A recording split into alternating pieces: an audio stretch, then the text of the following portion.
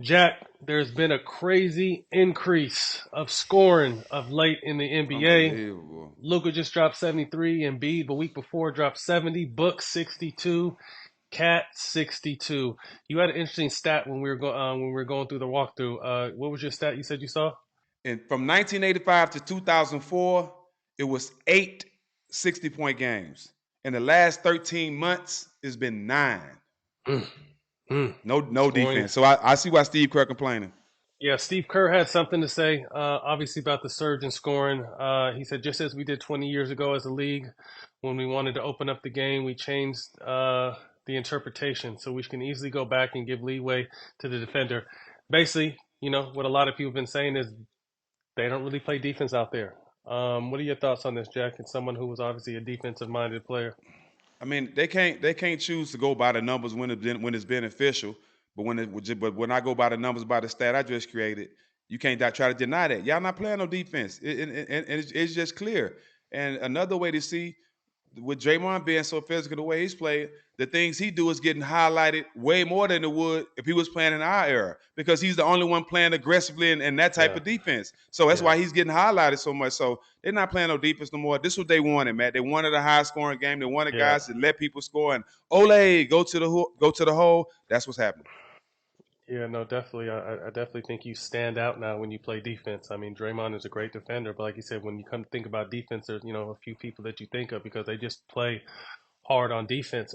Jack, I'm kind of torn. Obviously, as someone who loved to play defense in the league, like this, like just like you said, this is what the NBA wanted. This is why the game continues to grow. This is why the game is global.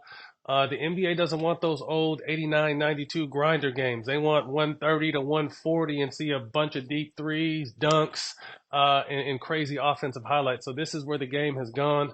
For the purists, I'm sure a lot of people are frustrated, but I kind of just feel like, whether you like it or not, it is what it is, and the game is as big as it's ever been now, and obviously the surge in scoring is why.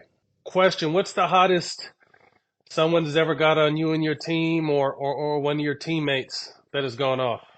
Uh, I remember guys scoring in the 40s and 50s against us, but I don't count them because I know they wasn't all that 50 wasn't on me.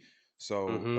but I seen Brandon Jennings get hot and score 55. Obviously, I don't count Kobe because Kobe gonna put up enough shots to get 40 every time he play against us, and some nights he just shoot efficient. But I would have to go Brandon Jennings. They say Mike Miller gave me 50, but I got to go back and watch because I'm pretty sure I didn't get 10 or 15 of those.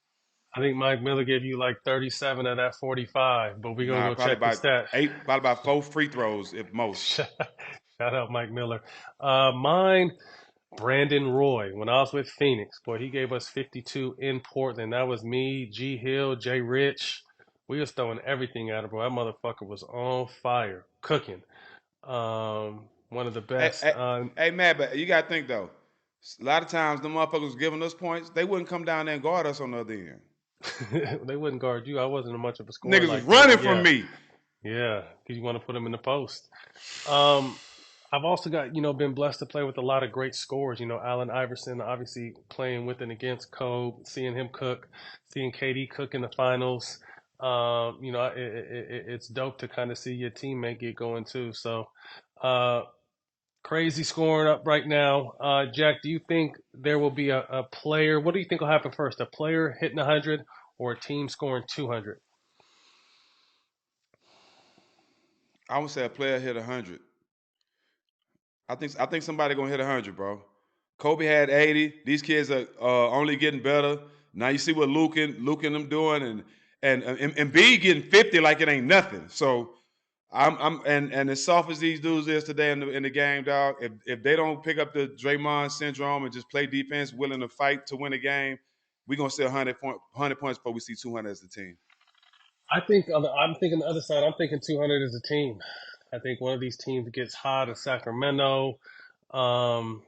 Should even a Golden State. One of these teams that could just really shoot the ball well and really have one of those nights. I think the highest scoring game in the history was a 186 game scored by Detroit back in the 80s. But I think it's going to be on the flip side. I think both of them are going to happen within the next 10, 15 years. I think both will be eclipsed, a 100-point score and a 200 points as a team. But yeah, scoring is cage right now. But on the flip side, The only teams that win are the teams that play defense. You can score as Facts. much as you want, but when it comes down to playoff, the game slows down.